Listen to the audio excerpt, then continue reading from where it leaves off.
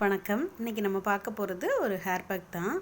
அடிக்கிற வெயிலுக்கு நல்லா கூலிங்காக பதமாக ஒரு ஹேர் பேக் தான் பார்க்க போகிறோம். அதுக்கு நம்ம என்ன எடுக்கிறோன்னா கருவேப்பிலை கொஞ்சமாக எடுத்துருக்கோம். அதுக்கப்புறமா சின்ன உள்ளி கொஞ்சம் எடுத்துருக்கோம். அப்புறமா வெந்தயம் அதே மாதிரி நைட்டே தண்ணியில் ஊற போட்டு வச்சுருக்கேன், அதை எடுத்திருக்கேன். அப்புறம் பாசிப்பயிறு சொல்லலாம், அந்த பாசிப்பயிறு முழு பயிர் எடுத்து அதையும் நைட்டே ஊற போட்டு அதையும் வச்சுருக்கேன்.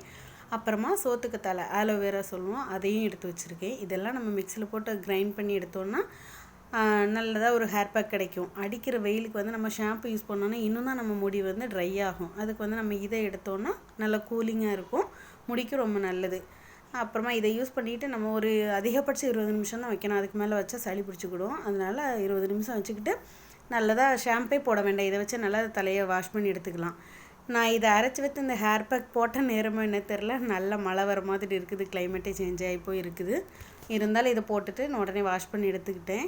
நல்லா இருக்குது, இதை யூஸ் பண்ணுங்கள்.